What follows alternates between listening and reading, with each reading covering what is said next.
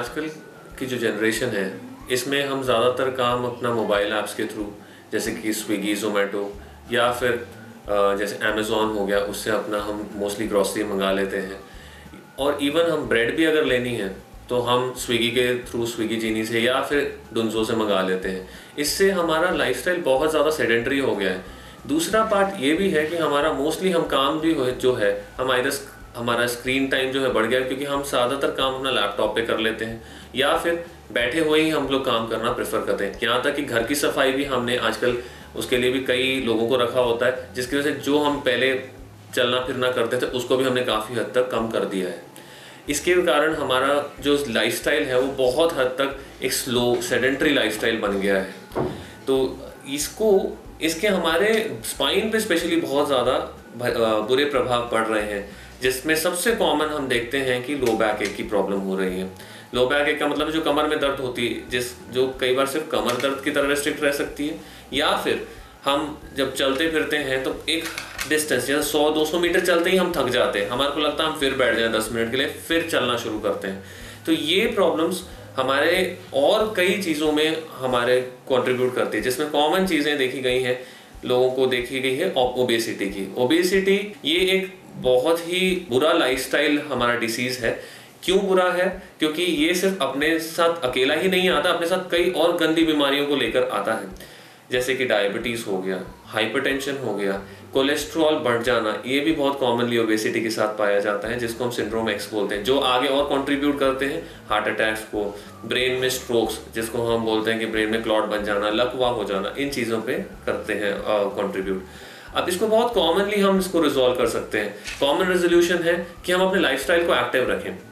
मैं ये नहीं बोलता कि आप जाके किराना शॉप से अपने सामान लेकर आइए, बट एटलीस्ट 45 to 50 मिनट्स आप डेली एक ब्रिस्क वॉक करें, वॉकिंग पे जाएं, अपने आप को एक्टिव रखें। घर पे सारा दिन बैठे ना रहें, काम भी कर रहे हैं, अगर लैपटॉप पे भी काम कर रहे हैं, घंटे में ब्रेक लेके एटलीस्ट 5-10 मिनट की वॉक करें और फिर वापस अपने काम पे लगे।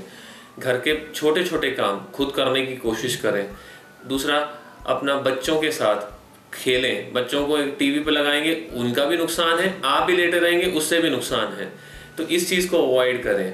तो इससे हम काफ़ी हद तक अपने बैक की इश्यूज़ को, और जो मैंने बात कर रहा हूँ ओबेसिटी को, अवॉइड कर सकते हैं। एक बहुत बेसिक चीज़ समझनी ज़रूरी है, हमारा स्पाइन 70 to 90 kg के वेट के लिए बना हुआ है।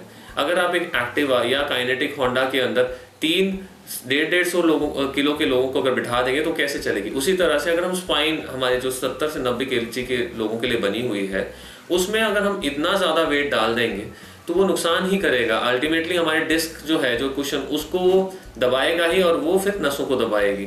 तो ये एक चीज़ बहुत प्रिवेंटेबल चीज़ है जिसको हम आजकल नेगलेक्ट कर रहे हैं। जो अब मेरे से कई लोग पूछते हैं कि जिम में हम वॉक करें ट्रेडमिल पे या जॉग करें, या सिंपली इवन अगर हम जैसे नॉर्मल वॉक भी कर रहे हैं फील्ड्स में या फिर गार्डन्स में, उसमें वॉक करें, ब्रिस्क वॉक करें या जॉगिंग करें। अगर आप जो सरफेस पे वॉक कर रहे हैं या सरफेस पे जिस पे आप अपना वॉक करते हैं, तो अगर सरफेस बहुत अनइवन है, यानी जैसे पत्थर है, उसके अंदर कई जगह खड्डे बने हुए हैं, उस पे जॉग बिल्कुल नहीं करना चाहिए अनलेस एंड अनटिल बहुत ज़्यादा इंडिकेशंस हो, इवन ऑन ट्रेडमिल। क्योंकि आजकल हम ट्रेडमिल घर पे तो रखते नहीं, जिम पे जो ट्रेडमिल्स होती है उसके भी कई वेराइटीज़ होती हैं। जो लो कॉस्ट ट्रेडमिल्स होती है उसके अंदर प्रॉपर कुशन्स नहीं बने होते, जिसके कारण अगर हम उसके ऊपर जॉग करते हैं तो हमारे नी जॉइंट्स पे बहुत बुरा असर पड़ता है, हमारे एंकल्स पे बहुत बुरा असर पड़ता है।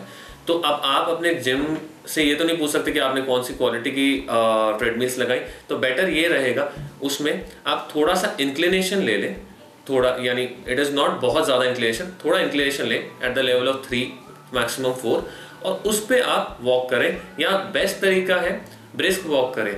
एक बहुत बेसिक चीज़ समझनी ज़रूरी, आजकल हम सब स्मार्ट वॉच का यूज़ करते हैं, तो जब भी हम वॉक कर रहे हैं या फिर हम जिम में अपना वर्कआउट कर रहे हैं, हमको हमारा पल्स रेट 120 से 160 के बीच रखना है। अब आप बोलेंगे कि ये पल्स रेट मैं स्पेसिफिकली क्यों बोल रहा हूँ, ये इसलिए ज़रूरी है, 120 के आगे देखा गया है कि हमारा फैट मेटाबॉलिज्म भी काफ़ी हद तक बढ़ जाता है, तो फैट लॉस काफ़ी अच्छा होता है।